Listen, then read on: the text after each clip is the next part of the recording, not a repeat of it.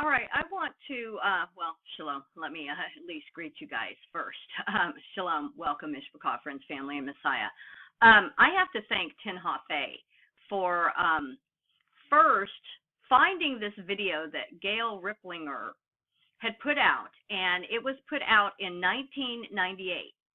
And I know that this is a long video. It's a little over an hour and a half, and I'm not sure, how many of my subscribers actually watch this, but she showed there really is a built-in dictionary in the KJV, and there's several ways that you can use it. And she talked about she was in the process of writing a book. She, in fact, got that book finished and published in 1998. I'll take you to Amazon because I just purchased the book. Now, I didn't buy it new. I bought it used because it was a little bit cheaper and what my budget could afford. Okay, but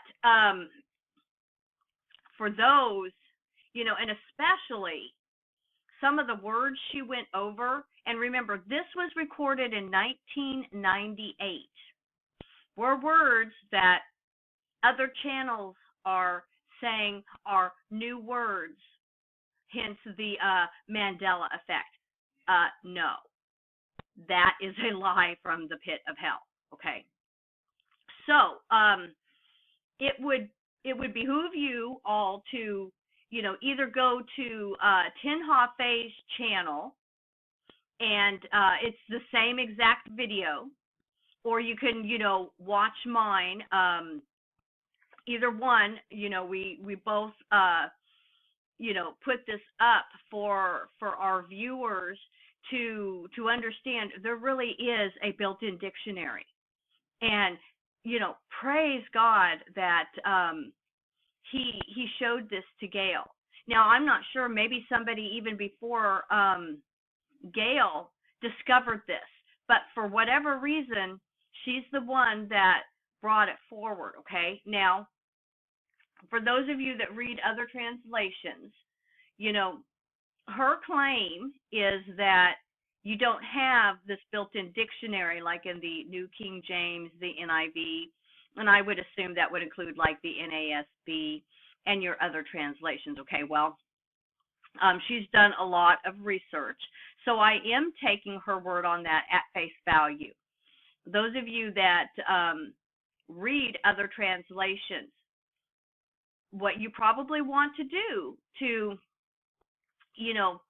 test what she claims about there not being a built-in dictionary in these other translations is you find where the word is first mentioned in the translation that you're reading. It's called the mention of first use.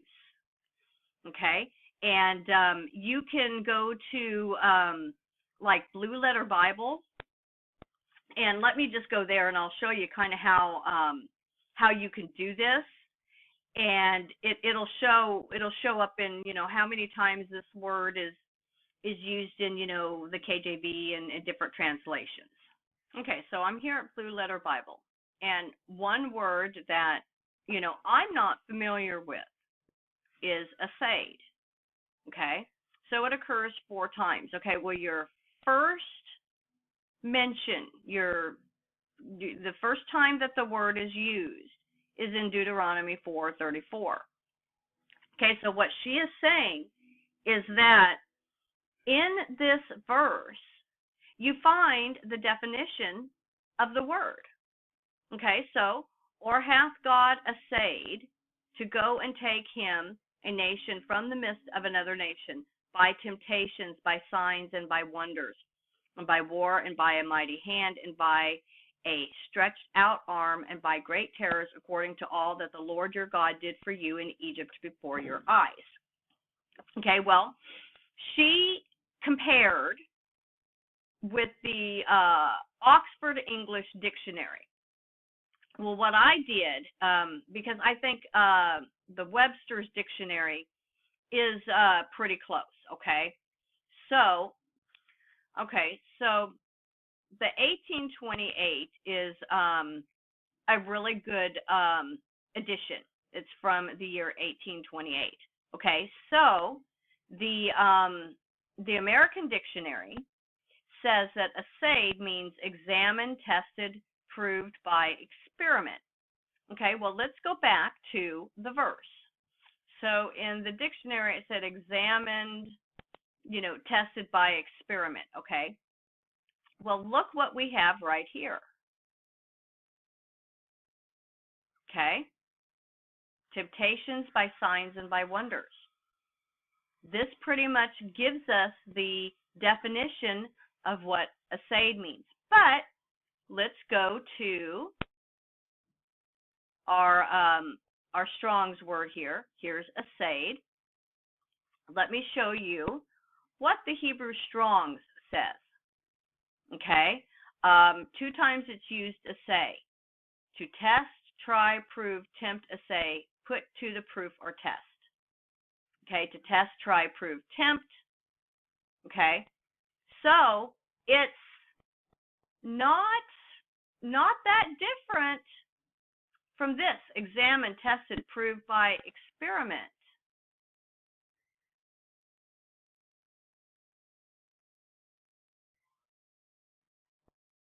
And we see it's right here.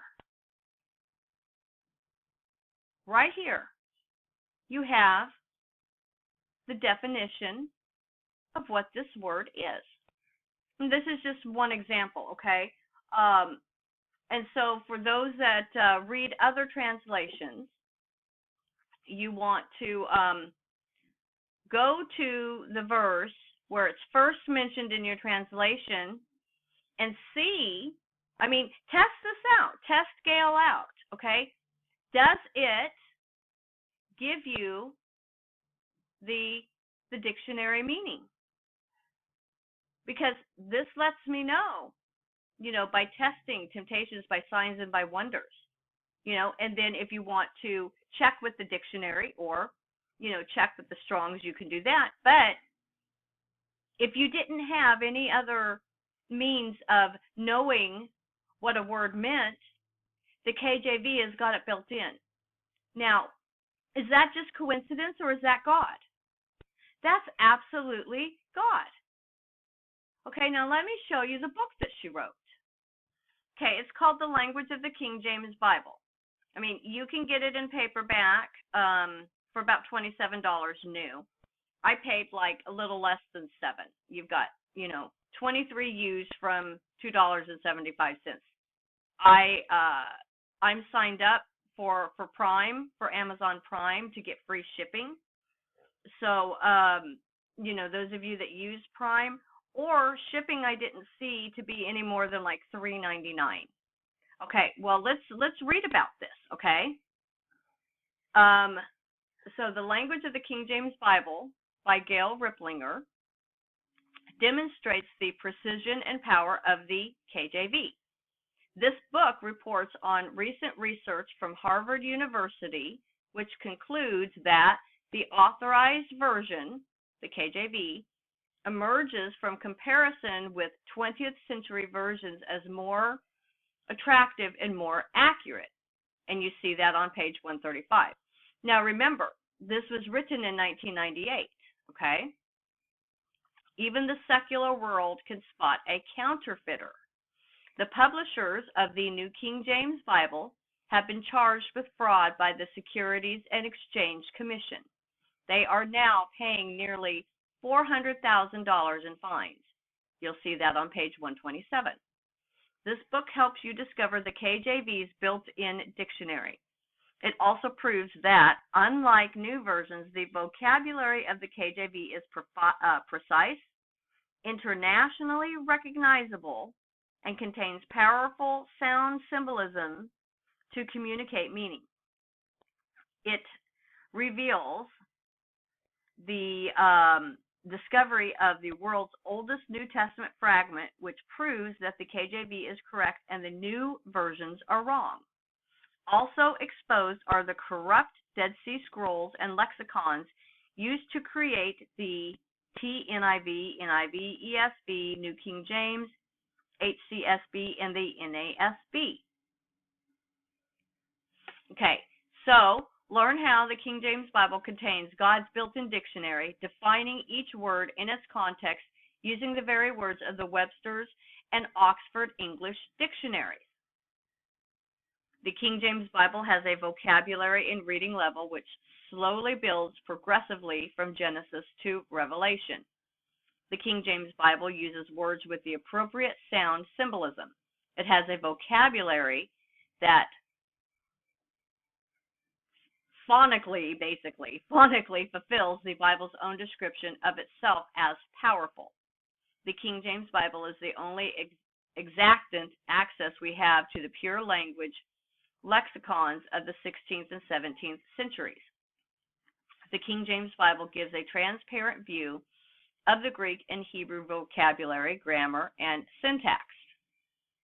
The King James Bible has internationally recognizable vocabulary and spelling. The King James Bible uses literary devices which enhance doctrinally important concepts and memorability. The King James Bible has a sentence structure which enhances accurate doctrinal interpretation. The King James Bible's words and sentences are patterned and woven through its fabric so as to provide a consistency of form and content. The King James Bible has the precision and longevity of the legal document that it is. To be equitable, all English-speaking persons must be judged by the same criteria. How it all began. The research presented in this introduction to the language of the Bible was prompted by a story of one Christian prisoner's phenomenal lead in reading test scores as a result of reading the King James Bible. He was advised that he was reading at the 5th grade level when he put his name on a long waiting list to enroll in the prison's high school equivalency program. Okay, that's basically your GED. And she tells about this story in the video. He then began reading the King James Bible daily. Re-examination the next year showed he was now reading at the 17th grade level, which is postgraduate. How did reading one book, which some falsely claim is difficult, manage to help him rather than frustrate him? This book answers that and many more questions you may have about the King James Version. Okay, and so I will have mine by Saturday. So I wanted to just let you guys know about this for anyone who maybe wants to come to Amazon. You might even be able to find this on eBay. I haven't personally checked on eBay. I just have Amazon Prime. I paid like $6.59 is how much I paid, including free shipping. Okay, so I'll go ahead and close out this video. Just wanted to let you guys know this is called The Language of the King James Bible, and it's by Gail. It's by Gail Riplinger. Okay, so all right, guys. With this, I will close out and bid you all blessings and shalom.